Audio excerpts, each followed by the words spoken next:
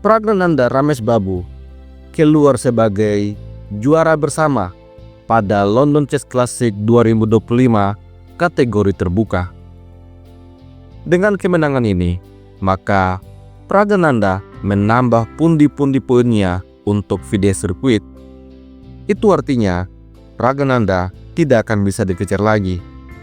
Maka dipastikan Pragnananda akan menjadi salah satu peserta dalam turnamen kandidat tahun depan.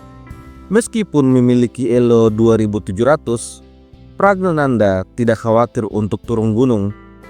Dia memilih untuk bermain pada kategori terbuka, kategori yang tidak diisi dengan pecatur nama-nama besar.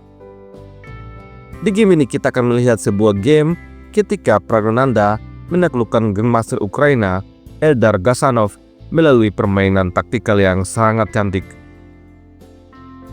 Prag memulai permainan dengan D4, mengontrol petak center. Setelah itu Gazanov menjawab dengan kuda F6, mengontrol center dengan perwira. Lalu Prag mendorong C4.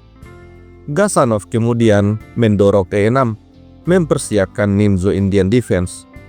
Di posisi ini, Pragnananda memainkan kuda C3, membiarkan Nimzo Indian Defense terjadi. Namun demikian, Eldar Gazanov tidak mainkan gajah B4. Dia memilih mendorong pion D5. Dengan langkah ini, maka permainan menjadi pembukaan Gambit Mentri ditolak. Pion makan pion, pion makan pion, gajah pining kuda, gajah E7, mematahkan pining sekaligus bersiap rokade. Prag mendorong pion E3, lalu hitam rokade. Selanjutnya gajah D3. Hitam kemudian tempatkan benteng di petak E8, lalu Prag kembangkan kuda G ke petak E2, bersiap untuk rokade. Setelah kuda B ke petak D7, Pragnananda mengamankan raja. Kemudian Gazanov manuver kuda mundur ke petak F8. Setelah itu, matriks C2. Di posisi ini, Eldar Gazanov mengusir gajah. Prag tarik mundur gajah ke petak K4, lalu C6 memperkuat pion. Selanjutnya, Prag mendorong A4. Gazanov merespon dengan A5, lalu pion F3, membatasi pergerakan kuda hitam. Di posisi ini, Gazanov menempatkan kudanya di petak E6. Selanjutnya, Prag tempatkan benteng A di petak D1.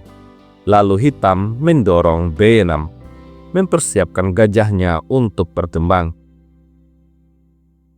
Merespon hal ini, Pragnananda menggeser rajanya ke petak K1.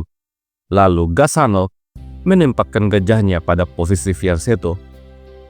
Posisi yang sejauh ini tidak begitu menguntungkan karena gajah hitam dihalangi oleh pion-pionnya sendiri.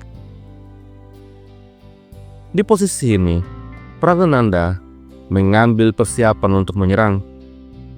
Dia menempatkan gajah di petak F5, menekan kuda. Lalu, Gazanov tempatkan kuda di petak G5. Sebuah pilihan langkah yang tidak akurat. Pragnananda langsung mendobrak dengan E4. Langkah ini rupanya membuat Gazanov terpancing untuk menyerang gajah. Gazanov mengira gajah akan mundur. Tapi ternyata di posisi inilah Pragnananda memainkan langkah William yang pertama. Tanpa ragu, Prag menukar gajah dengan pion. Setelah pion makan gajah, maka hitam menang satu perwira.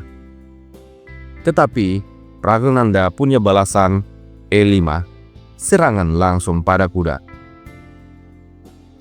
Apabila di posisi ini kuda mundur ke petak H7 misalnya, maka kuda F4 membantu menyerang. Setelah kuda mundur F8, kuda makan pion, kuda makan kuda, mentri makan kuda, skak, raja lari, gajah makan kuda.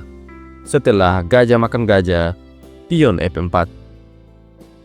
Apabila benteng coba untuk menyerang mentri, maka mentri H5. Dan sampai pada posisi ini, menurut analisa engine, putih sangat unggul.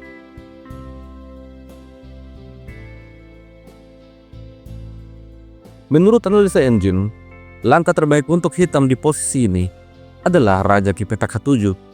Tapi Gasanov memilih Raja F7. Langkah yang membuat Prag semakin unggul. Di posisi ini, Prag menambah tekanan dengan kuda F4. Maka benteng coba untuk jaga pion, tapi kemudian pion makan kuda. Gajah makan pion. Selanjutnya, Pragnananda kembali membuat langkah brilian. Kali ini, dia mengerbangkan kuda di petak E4.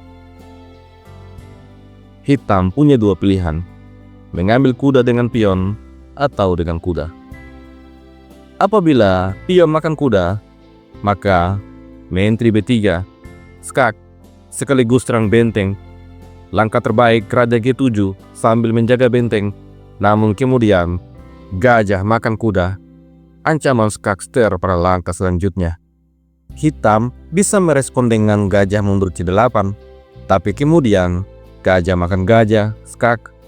Menteri makan gajah, lalu pion makan pion.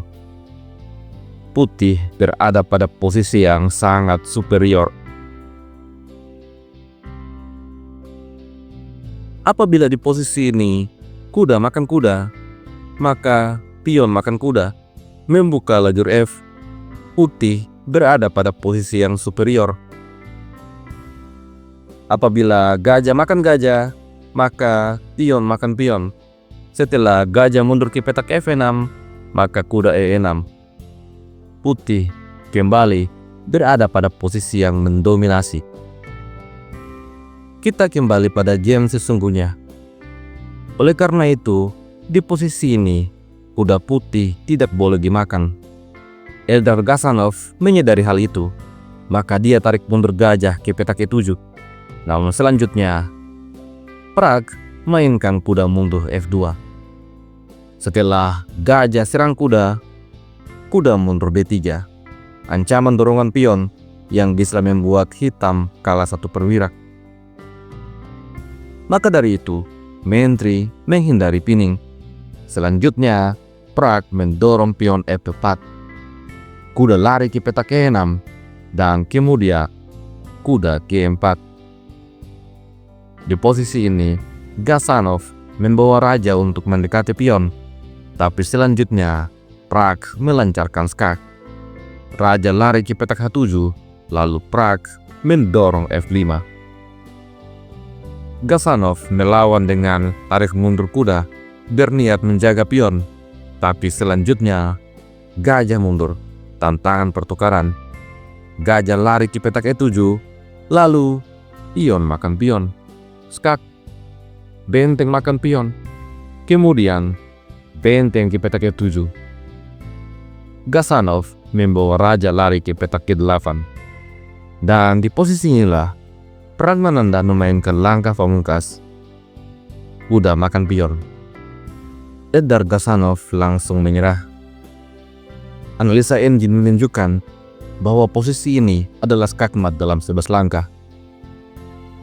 Apabila permainan dilanjutkan dengan benteng makan kuda, maka benteng G7, skak, raja lari H8, kemudian menteri D2, ancaman skakmat, benteng lari H5, lalu benteng ke petak G5, open skak. Setelah raja lari, benteng makan benteng skak. Raja kemudian menyerang benteng. Di posisi ini, putih akan menempatkan menterinya di petak F4, memberikan ancaman skakmat pada langkah selanjutnya. Hal ini akan membuat raja harus makan benteng. Setelah itu, menteri F7, kuda tutup skak. Lalu, kuda F4, raja G4, menteri makan kuda. Gajah menutup skak, menteri H5, raja lari F5, menteri H3. Setelah raja terpaksa ke petak E4, benteng E1, skak mat.